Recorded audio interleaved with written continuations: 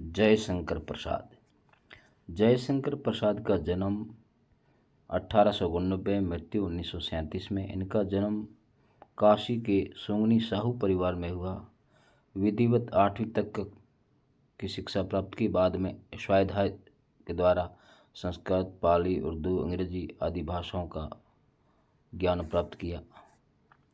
साहित्य का गहन अध्ययन किया। इतिहास, दर्शन, धर्मशास्त्र और पुरातत्व के प्रकांड पंडित। इनके द्वारा लिखे गए नाटक अजातशत्रु, स्कंदगुप्त, चंद्रगुप्त, राजश्री, ध्रुवस्वामिनी और भी नाटक लिखे। उपन्यास केवल 3 लिखे। कंकाल, तितली, इरावदी अपूर्ण रहा। प्रमुख कहानी संग्रह आंधी, इंद्रजाल, छाया, प्रतिध्वनि और आकाशद्वीप। निबंध संग्रह काव्य और कला तथा अन्य निबंध। झरना, आंसू, लहर, कामायनी, कानन, कुसुम, प्रेम पथिक, चित्राधारा, महाराणा का महत्व, ये इनकी कविताएं हैं। देवसेना का गीत प्रसाद के स्कंदगुप्त नाटक से लिया गया है। देवसेना मालवा के राजा बंधुवर्मा की बहन है और हूणों के आक्रमण से आर्यावर्त यानी भारत भूमि संकट में है। बंधुवर्मा सहित उस परिवार के सभी लोगों को वीरगति प्राप्त हुई, यानी हूणों से आक्रमण करते हुए उनका परिवार वीरगति को प्राप्त कर लेता है। और बची हुई देवसेना भाई के स्वप्न को साकार करने के लिए राष्ट्र सेवा का व्रत लेती है। जीवन में देवसेना को स्कंदगुप्त की चाह है, किंतु स्कंदगुप्त किसी और को चाहता है, यानी मालवा के धन कुबेर की कन्या विद्या का स्वप्न देखते थे। जीवन के अंतिम मोड़ पर स्कंदगुप्त देवसेना को पाना चाहता है, किंतु देवसेना तब तक वृद्ध प्रणदत्त के साथ आश्रम में गाना गाकर भीख मांगती है और महादेवी की समाधि पुरस्कृत करती है। स्कंदगुप्त के अनुनय विनय पर जब वह तैयार नहीं होती है तो स्कंदगुप्त आजीवन कंवारा रहने का व्रत लेता है। इधर देवसेना कहती है, हृदय की कोमल कल्पना सो जा, जीवन में जिसकी संभावना नहीं, जिसे द्वार पर आए हुए लौटा दिया था, यानी उस स्कंदगुप्त को जब द्वार पर उसके प्रणय निवेदन करने के लिए आया था और उसने उसको लौटा दिया था, तो वो याद करती है कि द्वार पर आए हुए को लौटा दिया था, उसके लिए पुकार मचाना क्या तेरे लिए अच्छी बात है? वो कहती, मेरी आशा आह बावली, आज जीवन के भावी सुख, आशा और आकांक्षा सबसे मैं विदा लेती हूँ। तब वह गीत गाती, आह वेदना मिली विदाई। देवसेना का गीत कविता में देवसेना अपने जीवन पर दृष्टिपात करते हुए अपने अनुभवों में अर्जित वेदनामय क्षणों को याद करती है और जीवन के इस मोड़ पर अर्थात जीवन संध्या की बेला में वह अपने यौवन के क्रियाकलापों को याद करती है। और वह अपने यौवन के क्रियाकलापों को क्या कहती है? भ्रमवश किए गए कर्मों की श्रेणी में रखी है। और उस समय की गई नादानियों के पश्चाताप स्वरूप उसकी आंखों में आंसू की अजस्र धारा बह रही है और अपने आसपास उसे सबकी प्यासी निगाहें दिखाई पड़ती है और वह स्वयं को इनसे बचाने की कोशिश करती है। फिर भी जो उसके जीवन की पूंजी है, सारी कमाई है, वो उसे बचा नहीं सकी। यही विडंबना है, यही वेदना है। प्रलय स्वयं देवसेना के जीवन पथ पर सवार है। वह अपनी दुर्बलताओं और हारने की निश्चितता के बावजूद प्रलय से लोहा लेती रही। गीत के शिल्प में रची गई यह कविता वेदना के क्षणों में मनुष्य और प्रकृति के संबंधों को भी व्यक्त करती चलती है। देवसेना का गीत। आह वेदना मिली विदाई, मैंने भ्रमवश जीवन संचित मधुकरियों की भीख लुटाई। छल छल थे संध्या के श्रमकर्ण, आंसू से गिरते थे प्रतिक्षण। मेरी यात्रा पर लेती थी नीरवता अनंत अंगड़ाई। शर्मित स्वप्न की मधुमाया में, गहन विपिन की तरु छाया में, पथिक उन्हें दी श्रुति में, किसने ये विहाग की तान उठाई। लगी सतृष्ण दीठती सबकी, रही बचाए फिरती कब की। मेरी आशा आह बावली, तूने खो दी सकल कमाई। चढ़कर मेरे जीवन रथ पर, परड़े चल रहा अपने पथ पर। मैंने निज दुर्बल पद बल पर, उससे हारी होड़ लगाई। लौटा लो ये अपनी थाती, मेरी करुणा हाहा खाती। विश्व न संभलेगी यह मुझसे, इससे मन की लाज गंवाई। कुछ कठिन शब्द है। वेदना का अर्थ पीड़ा होता है। भ्रमवश यानी भ्रम के कारण, मधुकरियाँ मधुक्रिया का अर्थ होता है पके हुए अन्न की भिक्षा, और यहाँ इसका अर्थ है भविष्य की जो सुखद अभिलाषाएं हैं वह उसकी भिक्षा। श्रम कर्ण यानी मेहनत से उत्पन्न पसीना। नीरवता खामोशी, अनंत यानी अंतहीन। शर्मित शर्म से युक्त। मधुमाया यानी सुख की छाया। गहन विपिन यानी घना जंगल। तरु छाया पेड़ों की छाया। पथिक यानी राही। उनिंद यानी अर्धनिंद्रा आदि नींद और आधा जागरण उनिंदी। विहाग आधी रात में गाया जाने वाला राग। सतृष्ण यानी तृष्णा से युक्त। डीठ यानी दृष्टि। सकल यानी सारी। निज यानी अपना। प्रलय यानी आपदा, जीवन की जो विषम परिस्थितियाँ होती है, जो विनाशकारी होती है, जिसे प्रलय कहते हैं।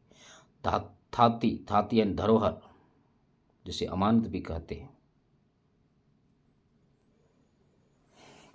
देवसेना कहती है, आह वेदना मिली विधाई, मैंने भ्रमवश जीवन संचित मधुक्रियों की भीख लुटाई। कह रही है, देवसेना कहती है कि मैंने आह वेदना मिली विदाई, यानी मुझे अपने इस जीवन में, इस संध्या वेला में, अंतिम समय सिर्फ वेदनापूर्ण विदाई मिली है। यानी मेरे जीवन में सिर्फ पीड़ा ही पीड़ा है और कुछ नहीं। मैंने भ्रमवश जीवन संचित मधुक्रियों की भीख लुटाई। देवसेना कहती है कि मैंने भ्रमवश जीवन संचित, यानी जीवन के अंदर जो संचित किए थे, इकट्ठे किए थे कुछ जो मधुक्रिया, यानी आशाएं, इच्छाएं, आकांक्षाएं, स्कंदगुप्त के प्रेम से जो उसके मन में जो सुखद स्वप्न जगे थे, उन चीज़ों को, उन पलों को वो याद करती हुई कहती है कि वो मैंने जो काम किया था, उसे अब लगता है कि मैंने वो जीवन में जो काम किया वो भ्रमवश किया था। स्कंदगुप्त के प्रेम में सोचती है कि स्कंदगुप्त से विवाह करने के पश्चात मेरा जीवन खुशियों से भरा होगा। आज मुझे लगा कि मेरी वे अभिलाषाएं मेरा भ्रम मात्र थी। मैंने भ्रम के कारण उत्पन्न सुखद भविष्य की इच्छाओं को देश सेवा में लौटा दिया, और वो उस चीज़ों को अब सिर्फ देश सेवा का व्रत लेती है। मैंने ब्रह्मवश जीवन संचित मधुक्रियों की भीख लौटाई, यानी उन सुखद अभिलाषाओं की भिक्षा को लौटा दिया है। छल छल थे संध्या के श्रमकर्ण। इस प्रकार के जीवन के अंतिम समय में वो थक चुकी है देवसेना, परिश्रम करते हुए उसके शरीर से पसीने की बूंदें गिर रही है और आंसू से गिरते थे और आंसू निकल रहे थे। उन वेदना में पलों को याद करते हुए निराशापूर्ण वातावरण के उसको चारों तरफ वो उसको घेरे हुए था, और उसको लग रहा था जीवन बस सिर्फ वेदना पीड़ा ही से और कुछ नहीं है। तो उसकी आंखों में आंसू झरते हैं, इस प्रकार से झर रहे जैसे मानो पसीने की बूंदें गिर रही हो। प्रतीक्षण यानी प्रत्येक क्षण। मेरी यात्रा पर लेती थी नीरवता अनंत अंगड़ाई, और उसके जीवन में केवल खामोशी शेष रही, और ऐसी खामोशी जिसका कोई अंत नहीं है। अंत अनंत का यानी अंतहीन अंगड़ाई ले रही थी, सिर्फ खामोशी खामोशी, ऐसी खामोशी जिसका कोई अंत नहीं, यानी ऐसी निराशा। बिल्कुल वो अकेला अनुभव कर रही थी अपने जीवन के अंतिम दिनों में। शर्मित स्वप्न की मधु माया में। और उसके बाद वह स्कंदगुप्त जब उसके प्रस्ताव को ठुकरा देता है, प्रणय निवेदन को, तो उसके बाद वो सिर्फ राष्ट्र सेवा का व्रत लेती है, और राष्ट्र सेवा के स्वप्न में वो इस प्रकार से उस मधुर माया में, सुखद स्मृतियों में इस प्रकार से खोई हुई है कि शर्मित स्वप्न की मधु माया में, गहन विपिन की तरु छाया में। जैसे कोई श्रमिक परिश्रम करके थक चुका है और अपने घने जंगलों के जो वृक्ष है उनके नीचे थोड़ा विश्राम करने के लिए अपनी स्वप्नों में खो करके जैसे विश्राम कर रहा हो, उस सुखद पलों का अनुभव कर रहा हो, उसी प्रकार देवसेना भी अपने जीवन के अंतिम दिनों में राष्ट्र सेवा का व्रत लेकर के उन राष्ट्र सेवा के स्वप्नों में वो खोई हुई है। और ऐसे समय में स्कंदगुप्त द्वारा देवसेना का प्रणय निवेदन करना। पथिक उन्हें दी श्रुति में किसने ये विहाग की तान सुनाई। तो देवसेना कहती है कि मेरी इस विश्राम काल में जब मैं राष्ट्र सेवा का व्रत ले चुकी हूँ, तो ऐसे समय में ऐसा कौन पथिक है जो उनिंदी यानी जो अर्ध निंद्रा में, न पूर्ण रूप से जागा हुआ है न पूर्ण रूप से सोया हुआ है।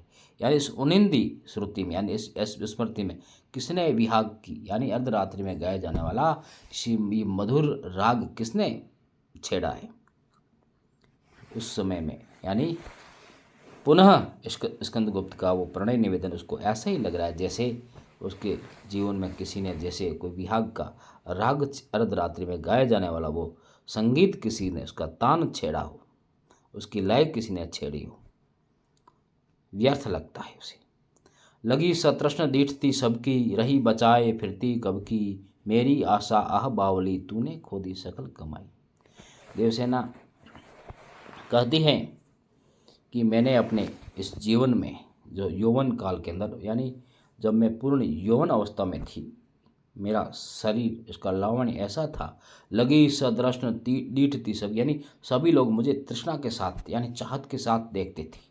रही बचाए फिरती कब की यानी मैं उन सब से अपने इस यौवन को, अपने शरीर को, अपनी लाज को बचाए हुए फिरती थी, यानी कभी इसको लज्जित नहीं होने दिया, अपने सील पर रही। मेरी आशा आह बावली तूने खोदी सकल कमाई। और इस प्रकार से हे मेरी आशा, मेरी जो इच्छा, जो चाहत, जो राष्ट्र सेवा का जो व्रत लिया था, है ना, और इस चाहत को फिर जब स्कंदगुप्त का प्रणय निवेदन मिलता है तो वो पुनः उन मधुर स्मृतियों में खो जाती है, वापस सुखद स्वप्न में खो जाती है। तो उसे लगता है कि तूने गलत किया है, तूने खो दी सकल कमाई। हे मेरी उम्मीद, तू कितनी पागल है। यानी जीवन के इस अंतिम समय में फिर स्कंदगुप्त के प्रणय निवेदन से तेरे जीवन के अंदर, तेरे मन के अंदर ऐसे सुखद ख्याल आने लगे हैं। इस प्रकार से जो तूने राष्ट्र सेवा का व्रत लिया उसका क्या होगा। तूने खो दी सकल कमाई, यानी जीवन की सकल कमाई खो दी। यानी इस समय तुम्हें इस प्रकार के निवेदन के प्रति तनिक भी विचार नहीं करना था। हालांकि उसने विचार नहीं किया, लेकिन उस विचार नहीं करने के बाद भी उसके मन में उस मतलब सुखद भविष्य की कुछ कल्पनाएं संचरण करने लगी, विचार आने लगे कि यानी इस निवेदन को स्वीकार करके मेरा जीवन सुखद बनाया जा सकता है, जबकि वो उस राष्ट्र सेवा के व्रत को ले चुकी है। तो ऐसी अवस्था में उसको ऐसा नहीं करना चाहिए। वो हालांकि नहीं करती है, फिर भी उसको लगता है, उसके मन के अंदर ऐसे विचार आ जाते हैं। इन विचारों को टोकती हुई वो कहती है कि तूने इस प्रकार के अपने जो प्रण लिया था उसको छोड़ करके कहाँ जा रहे हो। यानी अपने मन को वापस उसी राष्ट्र सेवा में ही लगाना चाहती है।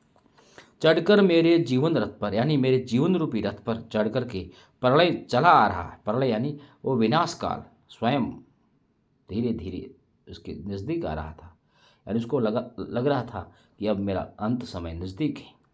और मैंने निज दुर्बल पद बल पर, यानी अपने कमज़ोर पाँवों के बल पर, दुर्बल यानी कमज़ोर, पद बल यानी पाँवों के बल पर, किसने, निज यानी अपने कमज़ोर पाँवों के बल पर उससे हारी होड़ लगाई। यानी उसको पता था कि मैं हार जाऊंगी, यानी उसको हार का ज्ञान होने के बावजूद भी उससे प्रलय से प्रतिस्पर्धा करती, लोहा लेती है। ये उसकी महानता थी। लौटा लो ये अपनी धाती, अपनी धरोहर को लौटा लो, विश्व न संभलेगी मुझसे। हे विश्व, हे जगत, मैं इस धाती, इस धरोहर, इस संपदा को नहीं संभाल सकती हूँ। मेरी करुणा हाहा खाती, यानी मुझे करुणा, ये वेदना खा रही है। और ये वेदना इस प्रकार है कि मतलब हाय हाय मची हुई है, हाहा खाती, यानी ये असहनीय वेदना है। मैं करुणा से युक्त होकर कह रही हूँ कि मुझसे ये नहीं संभलेगी। अपनी धाती, अपनी धरोहर को संभालो, विष्णु न संभलेगी मुझसे। इसने मन की लाज गंवाई, यानी इसने, देवसेना कहती है कि इस प्रेम रूपी धरोहर को लौटा लो, हे विश्व, हे जगत, ये इस जो प्रेम रूपी धरोहर मुझे सौंपी है इसको लौटा लो। मुझसे ये धाती, ये धरोहर नहीं संभाली जाती है। और स्कंदगुप्त के निष्फल प्रणय व्यापार में मैंने लाज गंवा दी, यानी अब इस प्रकार से इस प्रणय व्यापार में मैंने अपनी इज्जत को गंवा दिया, लाज को गंवा दिया है। और वह इस प्रकार से इस प्रेम रूपी धरोहर को वापस लौटाने की बात करती है। इतिश्री इसमें प्रमुख रूप से हमें देखना चाहिए कि जब भी कोई काव्य खंड होता है तो उसकी सप्रसंग व्याख्या आती है, गद्य हो या पद्य हो दोनों की आती है। तो इसमें कुल 4 बातों का ध्यान रखना पड़ता है: संदर्भ, प्रसंग, व्याख्या और विशेष। हम जब जैसे देवसेना का गीत इसको लें, इसके संदर्भ की बात करें तो संदर्भ इसके किसी भी पद की व्याख्या हो तो एक सा ही होगा। हमें लिखना पड़ेगा कि यह पद्यांश हमारी पाठ्य पुस्तक अंतरा भाग 2 में संकलित देवसेना का गीत से उद्धृत है। देवसेना का गीत छायावती कविता के जो आधार स्तंभ जयशंकर प्रसाद द्वारा रचित नाटक स्कंदगुप्त का एक भाग है। ये संदर्भ होगा। व्याख्या से पहले हमें प्रसंग लिखना पड़ेगा। प्रसंग यानी उसका संबंध बताना पड़ेगा, इसमें और विशेष कौन सी बात इसमें कही। यानी मालवा के राजा बंधुवर्मा की बहन देवसेना हुणों के आक्रमण से पराजित हुई अपने भाई की वीरगति के पश्चात अपने जीवन की मधुर स्मृतियों को याद करती हुई कहती हैं। फिर इसकी व्याख्या होगी, जो भी पद दिया होगा उसकी व्याख्या करनी पड़ेगी। व्याख्या के बाद विशेष यानी विशेषताएं बतानी होगी। अब विशेषताओं के रूप में अब देखें तो कुछ समझ में नहीं आए तो आधुनिक कवियों के लिए सीधा लिखना कि इसमें तत्सम शब्दावली युक्त खड़ी बोली का प्रयोग किया गया है। और जब अलंकारों की बात होती है, हालांकि जैसे छल छल ये इसमें पुनरुक्ति प्रकाश अलंकार है। आंसू से थे गिरते प्रतिक्षण, आंसू से में उपमा अलंकार है। संध्या के श्रमकरण और ये नीरवता अनंत अंगड़ाई इसमें मानवीकरण है, क्योंकि जब किसी निर्जीव या प्रकृति सजीव किसी भी चीज़ पर जब मानव सुलभ क्रियाकलापों का आरोप किया जाता है, चाहे पेड़ पौधे हो, नदियाँ हो, पर्वत हो, सूर्य हो, चंद्र हो, किसी को भी जब पेड़ हो, पौधे हो, फूल हो, पत्तियाँ हो, यानी पशु पक्षी हो, प्रकृति हो, इसको जब मनुष्य की तरफ क्रियाकलाप करते हुए दिखाया जाता है या मानवीय क्रियाओं का जब आरोप किया जाता है तो वो मानवीकरण अलंकार कहलाता है। जहाँ नीरवता, खामोशी और खामोशी का अंगड़ाई लेना, यानी अंगड़ाई लेना है, करवट बदलना मनुष्य का काम है ना। ये मानव सुलभ क्रियाकलाप है, इसलिए यहाँ मानवीकरण अलंकार हुआ। यहाँ श्रम करने पसीना हुआ, पसीना जब श्रम परिश्रम करने के बाद आता है तो यह संध्या के श्रम करने, संध्या के समय के जो पसीने की बूंद है तो उसका संध्या का भी मानवीकरण हुआ है। और अनंत अंगड़ाई, अनंत अनुप्रास अलंकार, यानी कुछ समझ में नहीं आए तो अनुप्रास अलंकार लिख देना चाहिए, अमूमन बनता ही है। तो हमें सप्रसंग व्याख्या का विशेष ध्यान रखना है। संदर्भ, प्रसंग, व्याख्या और विशेष जब इस प्रकार से करेंगे तभी जाकर के हमें पूरे नंबर मिलेंगे, अन्यथा नहीं मिलेंगे। कल हम पढ़ेंगे कॉर्नेलिया का गीत। इतिश्री।